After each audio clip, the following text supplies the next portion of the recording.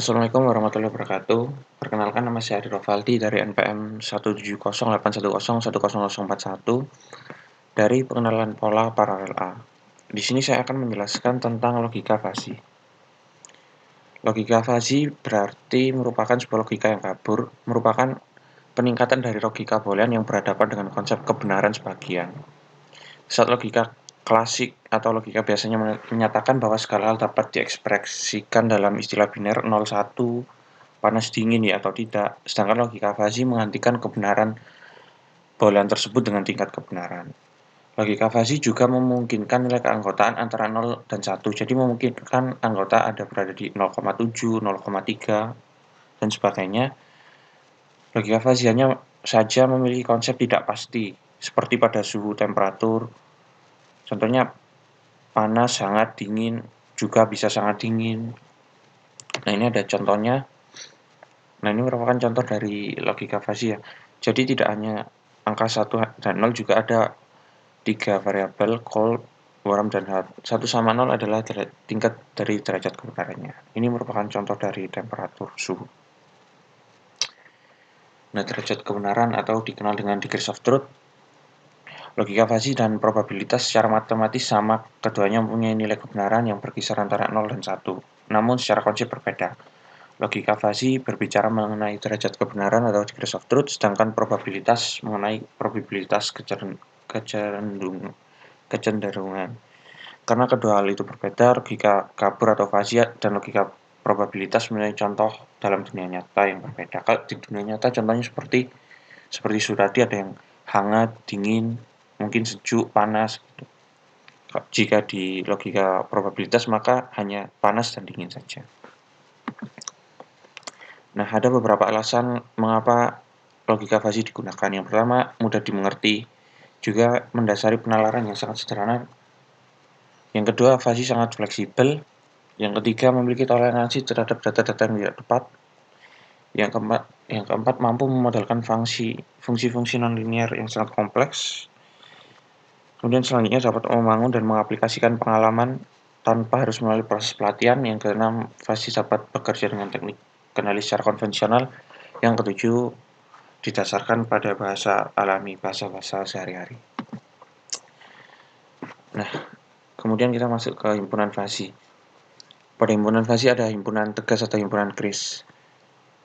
Kris nilai keanggotaan suatu X dalam suatu himpunan A sering ditulis dengan himpunan A atau mu A beranggotakan X memiliki dua kemungkinan, yaitu yang pertama, dikatakan satu yang berarti bahwa suatu sistem menjadi anggota dalam suatu himpunan, atau dikatakan 0 bernilai 0 ya, dikatakan bahwa suatu sistem tidak menjadi anggota dalam suatu himpunan.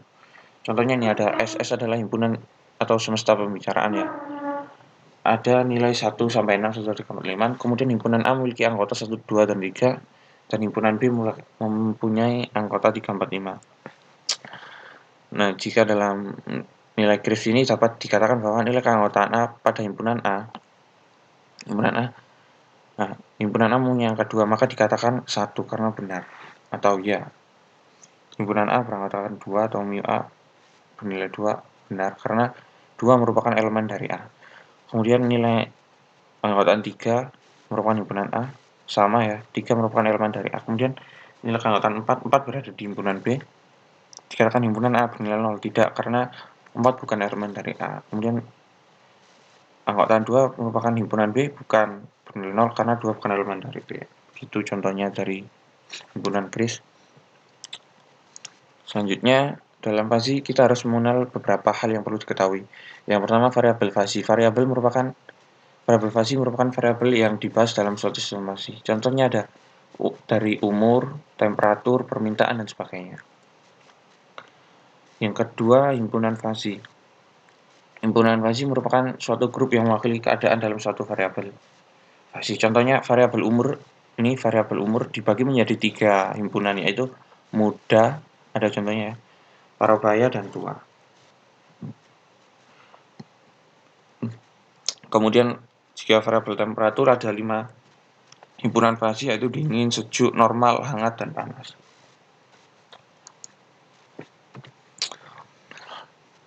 Yang ketiga, kita harus mengenal semesta pembicaraan adalah keseluruhan nilai yang diperbolehkan dioperasikan dalam variabel fasi. Semesta pembicaraan merupakan himpunan bilangan real yang senantiasa naik bertambah secara monoton dari kiri ke kanan. Nilai semesta pembicaraan berupa bilangan positif maupun negatif. Ada kalanya tidak batasi. Contohnya adalah semesta pembicaraan variabel umur 0 sampai 100. Jadi ini adalah angka 0 sampai 100 untuk umurnya. Kemudian domain merupakan nilai keseluruhan yang diizinkan dalam semesta pembicaraan. Jadi domain ini seperti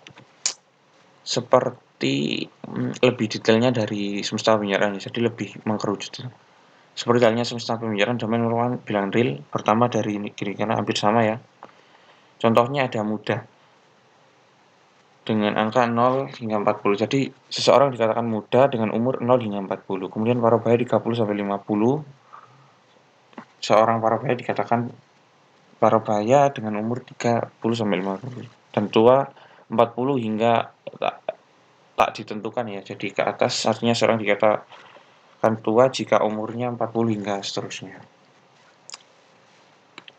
Nah, untuk atribut himpunan fasi ada dua atribut. Yang pertama linguistik, yaitu penamaan suatu grup mewakili menggunakan bahasa alami, muda, parubaya, tua, atau balita dan sebagainya. Nah, untuk numeris ini bernilaikan angka, suatu nilai atau angka yang menunjukkan variabel. Jadi untuk umur 0 hingga 40, 0 hingga 25 dan sebagainya. Selanjutnya kita akan membahas fungsi keanggotaan. Fungsi keanggotaan adalah suatu kurva yang menunjukkan pemetaan titik input dalam nilai kata anggotaannya, atau disebut juga dengan derajat keanggotaan. Intervalnya sama 0 sampai 1. Salah satu cara yang digunakan keanggotaan adalah melalui pendekatan fungsi. Nah, ada fungsi yang bisa digunakan. Di sini saya menyebutkan beberapa fungsi saja ya. Yang pertama ada representasi linear. Pada representasi ini pemetaan input derajat digambarkan suatu garis lurus ya. Terlihat dari titik 25 hingga 35 ada kurva naik, linear naik ke atas. Ini ada dua ya sebenarnya, naik dan turun. Nah, di sini saya kasih contoh linear yang naik. Nah, di sini kita mencari nilai dari derajat keanggotaan dari nilai X ya, 32 ya. Isinya kita di sini yang dicari adalah 32, berapa keanggotaannya? Ya, menggunakan rumus dari titik yang dicari dikurangi titik terendah, kemudian titik teratas dikurangi titik yang terendah. Kemudian dibagi menjadi 7/10 mendapatkan nilai 0,7. Nah, untuk kurva segitiga ini gabungan antara linear. Kenapa dikatakan gabungan? Karena dari 23 hingga titik tengah ini adalah linear naik, kemudian dari tengah ke nilai berikutnya adalah linear turun. Nah, di sini saya ambil contoh untuk mencari titik dari 23 ini normal. Rumusnya sama 23. Nah, hanya saja karena ini naik segitiga, kita dari titik awalnya adalah 15. Kemudian nilai dari titik yang dicari adalah tertinggi adalah 23. 23 dikurangi 15 titik terendah dibagi dengan 25 dikurangi 15 titik terendah. Maka diperoleh 8/10 atau 0,8. Kemudian ada representasi. Ini sebenarnya trapesium ya, bukan linear. Trapesium adalah kurva segitiga pada dasarnya berbentuk segitiga. Jika dipecah ini ada segitiga ya. Ini sebenarnya trapesium, hanya saja beberapa titik memiliki nilai keanggotaan 1. Rumusnya sama, hanya saja kita hanya membedakan pada titik-titik dari tiap bentuk bangunan tersebut, tiap trapesium. Kemudian langsung saja masuk ke S, bergerak tak linear ya, jadi tidak ada garis yang lurus, bergerak dari sisi paling kiri keanggotaan ke sisi paling kanan. Jadi bergerak dari 35 hingga ke 60 sesuai dengan gambarnya. Ada dua juga, ada yang ini ada yang naik, ada yang turun. Jadi kita mencari muda adalah turun. Ini mencari tua menggunakan rumus 1-2 ini. Udah rumusnya, kalau kita mencari yang muda mungkin bukan 1 kurang 2 ya, mungkin 2 langsung. Sepertinya 2 langsung, tidak pakai 1 dikurangi 2. Nah, rumusnya bersama cuma dikuadratkan ya. 60 adalah titik tertinggi dan 50 ada yang kita cari, dibagi 60 kurang 35 Nah, jika tak linear maka dikuadratkan, jika berbentuk S maka dikuadratkan dan memperoleh hasil 0,68. Nah, ada beberapa metode yang harus kita kenali pada metode Fuzzy. Yang pertama, metode Tsukamoto merupakan perluasan dari penalaran monoton. Nah, di metode Tsukamoto ini ada aturan yang berbentuk jika mata atau if then yang harus dipresentasikan pada himpunan Fuzzy. Proses dilakukan dengan aturan atau rule berbentuk if then yang sudah dikatakan dan menggunakan operasi AND, di mana dipilih dari mulai nilai yang minimum dari dua variabel yang ada. Nanti kita contoh kasus memakai metode Tsukamoto ya. Kemudian yang kedua, metode Madani berbentuk sebab akibat dan mempunyai konjungsi M. Mempunyai nilai keanggotaan berbentuk min, sedangkan konsekuen gabungan berbentuk max karena himpunan aturan bersifat independen atau tidak bergantung. Yang ketiga, metode Sugeno hampir sama dengan Mamdani, hanya saja outputnya tidak berupa himpunan Fuzzy, melainkan berupa konstanta atau persamaan linear. Nah, secara umum Fuzzy memiliki 4 tahapan yaitu algoritma penyelesaian. Yang pertama ada fasifikasi, yaitu definisi dari himpunan Fuzzy dan penentuan derajat keanggotaan dari kris input pada himpunan sebuah Fuzzy.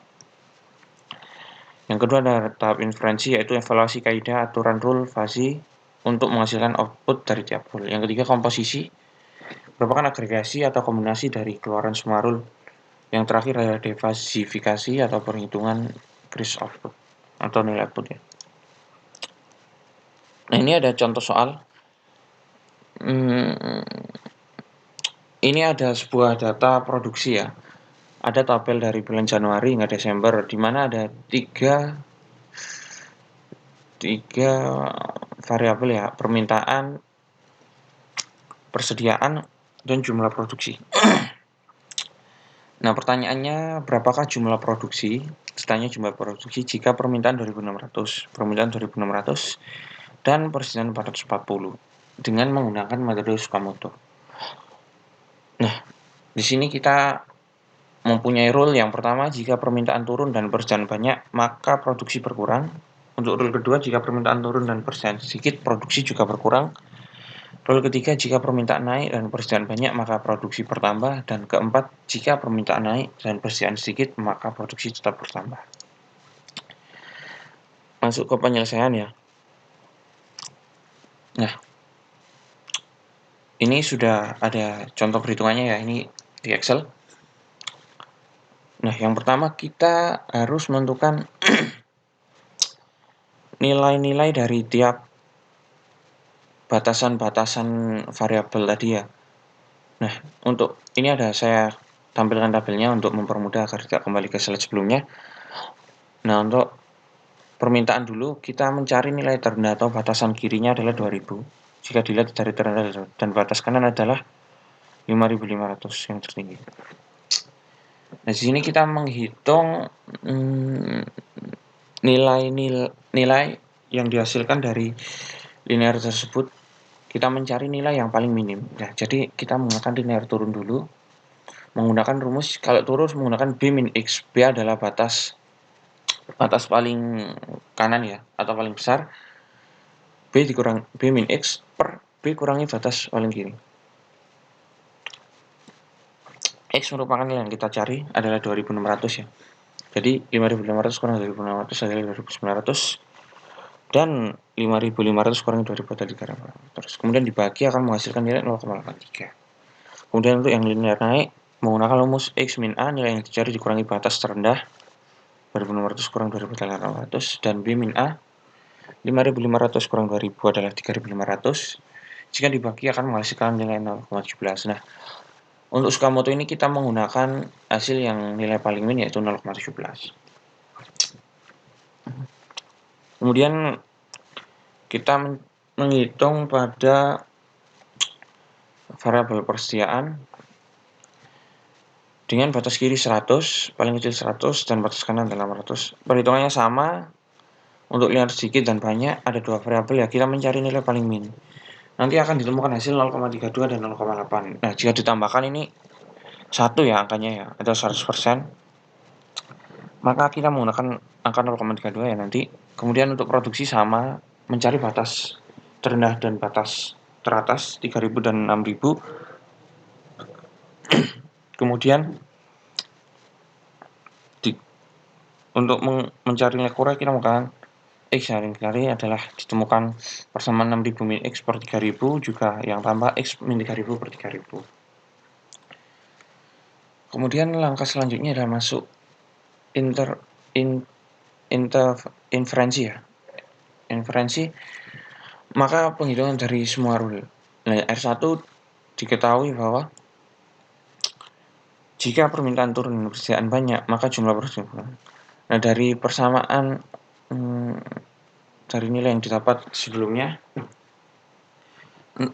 ada 0,83 dan 0,8 ya. 0,83 turun, permintaan turun dan persediaan banyak.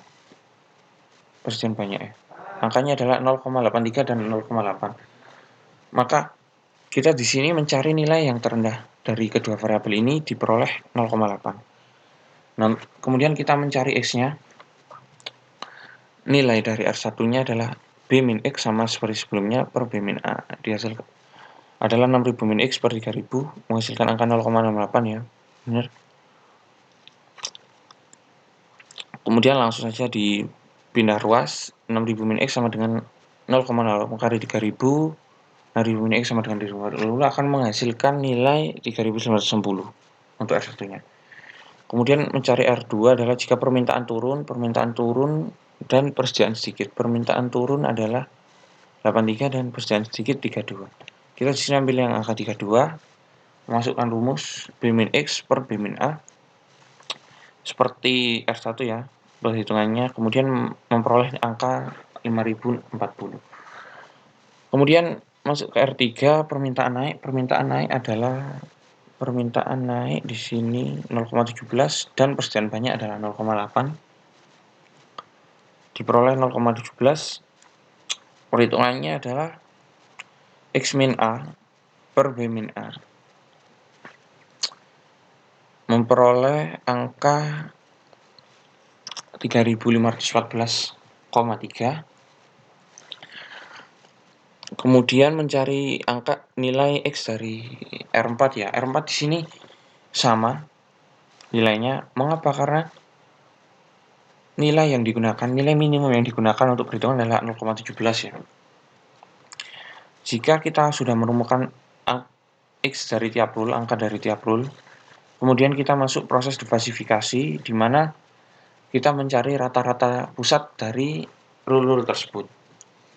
Nah, dengan rumus P1 kali X1 plus P2 kali X2 dan seterusnya dibagi jumlah semua P atau jumlah semua nilai min yang digunakan untuk perhitungan. Jadi, dapatkan 2692 ini dari 0,68 dikali X-nya ya. 0,8 dikali 3.960 akan memperoleh angka 2.692. Kemudian 1.612 ini 0,32 dikali 5.040 akan memperoleh angka, dan 602,449 ini 3.514 dikali dengan 0,17 akan memperoleh angka segini. Ini juga sama dengan nilai sebelumnya. Kemudian dibagi dengan jumlah dari P1, P2, P3 dan P4 ya. Nilai yang digunakan untuk perhitungan akan menghasilkan angka 1,3429. Nah, hasilnya tadi akan dibagi dan memperoleh angka 4.104. Jadi kesimpulannya adalah jika permintaan 2.600 dan persediaan 440, maka prediksi jumlah produksi adalah 4.104 produksi. Jadi nanti di sini nilai X adalah 4.104. Nah, selanjutnya masuk ke kesimpulan ya. Logika fuzzy merupakan logika kabur yang digunakan untuk menangani konsep kebenaran parsial atau setengah benar dalam menangani kondisi antara keadaan benar dan salah. Jadi, dalam menilai benar dan salah, kita dapat menginputkan variabel-variabel baru di antara keadaan tersebut. Nah, saya rasa sekian presentasi dari saya. Kurang lebihnya mohon maaf. Terima kasih. Wassalamualaikum warahmatullahi wabarakatuh.